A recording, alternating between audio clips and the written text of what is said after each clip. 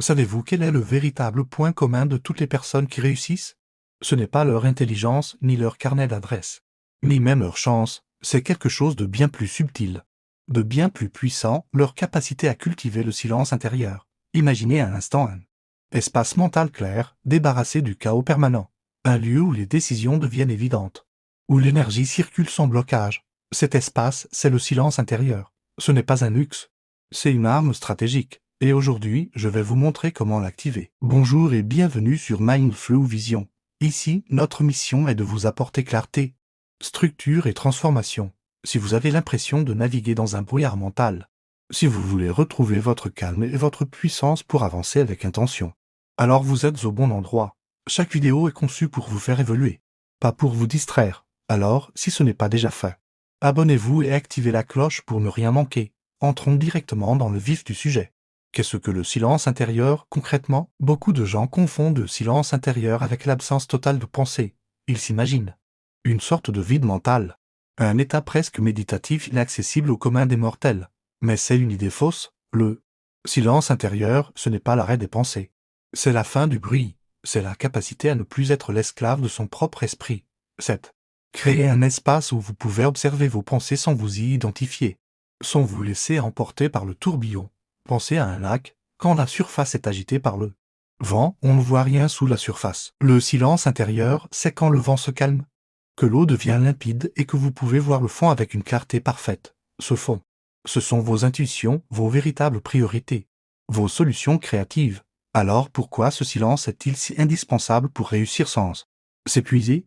Tout simplement parce que le bruit mental est la principale source d'épuisement. Il consomme une quantité phénoménale d'énergie, quand votre esprit est constamment en train de tourner, de s'inquiéter, de ressasser, de planifier à l'excès. Il n'a plus de ressources pour se concentrer sur ce qui compte vraiment. C'est comme laisser tourner le moteur de sa voiture toute la nuit. Le lendemain, le réservoir est vide. Le silence intérieur permet de couper ce moteur. Il recharge vos batteries mentales et émotionnelles. Il vous donne la clarté nécessaire pour prendre des décisions alignées, et non des réactions impulsives dictées par la peur ou le stress. Dans cet état de calme, la créativité s'épanouit, les solutions apparaissent, et l'action devient fluide et efficace, pas forcée et épuisante. Mais pour atteindre ce calme, il faut d'abord identifier ce qui fait du bruit. Il existe principalement 3 types de bruit mentaux qui sabotent notre clarté. Le premier, c'est le bruit du passé. Ce sont les regrets, les « si j'avais fait autrement », les ruminations sur des erreurs passées. Ce bruit nous ancre dans ce qui ne peut plus être changé, nous empêchant de nous concentrer sur le présent et de construire l'avenir. C'est une conversation stérile avec des fantômes. Le deuxième grand saboteur, c'est le bruit du futur. C'est l'anxiété, la peur de l'inconnu, la planification excessive de chaque détail, l'anticipation de scénarios catastrophes. Ce bruit nous projette dans un avenir qui n'existe pas encore, nous faisant vivre des stress imaginaires. Il paralyse l'action par la peur de l'échec et nous vole la joie du moment présent. Enfin, le troisième bruit, peut-être le plus insidieux, c'est le bruit des autres. C'est la comparaison constante sur les réseaux sociaux, la peur du jugement, le besoin de validation externe. C'est laisser les opinions, les attentes et les critiques des autres dicter nos choix et notre valeur. Ce bruit extérieur étouffe notre voix intérieure, notre propre GPS. Il nous fait courir une course qui n'est pas la nôtre, avec des règles qui ne nous correspondent pas. Reconnaître ces 3 bruits est la première étape pour pouvoir les réduire. Alors, comment font les personnes qui réussissent pour cultiver ce silence au quotidien? Leur secret, c'est l'intentionnalité. Elles ne laissent pas le silence arriver par hasard, elles le créent activement. D'abord, elles sanctuarisent des moments de déconnexion. Cela peut être 15 minutes le matin sans téléphone, une marche dans la nature sans écouteurs, ou simplement quelques instants de respiration consciente entre 2 réunions. Elles créent des bulles de silence dans leur journée pour permettre à leur esprit de se réinitialiser. Ensuite, elles pratiquent ce que j'appelle l'hygiène informationnelle. Elles sont extrêmement sélectives sur les informations qu'elles consomment. Elles ne scrollent pas à l'infini sur les réseaux sociaux, ne se noient pas dans les actualités anxiogènes. Elles choisissent de nourrir leur esprit avec du contenu qui les élève, qui les inspire, qui les éduque, plutôt qu'avec du bruit qui les draine. Elles protègent leur attention comme leur bien le plus précieux. Enfin, elles ont des rituels de clarification. Cela peut être l'écriture d'un journal pour vider leur esprit sur le papier, la méditation, ou simplement un moment pour se poser une question simple: sur quoi dois-je me concentrer?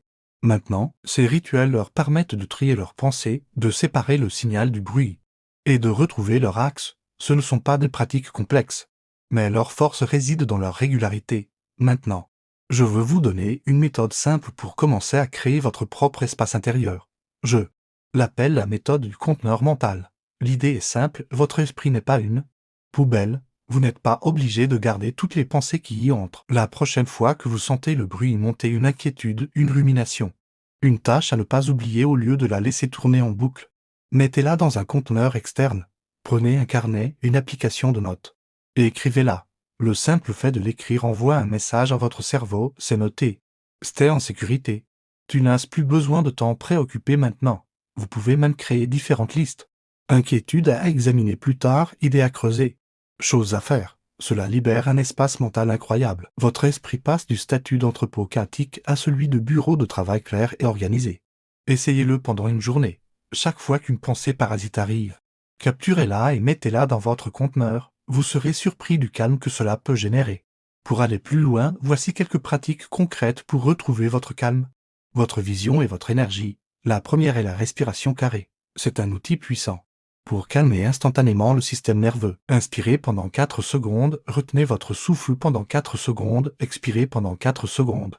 Et restez poumon vide pendant 4 secondes. Répétez ce cycle 5 à 10 fois. C'est un véritable interrupteur pour passer du mode panique au mode calme. Vous pouvez le faire n'importe où, n'importe quand. La deuxième pratique est la marche de clarté, une fois par semaine.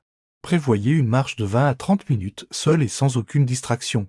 Pas de musique, pas de podcast, pas de téléphone. Le but n'est pas de faire de l'exercice, mais de laisser vos pensées décanter. Au début, votre esprit sera peut-être agité, mais au fil des pas, le calme s'installera. C'est souvent pendant ces moments que les meilleures idées et les solutions les plus évidentes émergent. Enfin, la troisième pratique, la gratitude active. Chaque soir, avant de dormir, notez 3 choses spécifiques pour lesquelles vous êtes reconnaissant.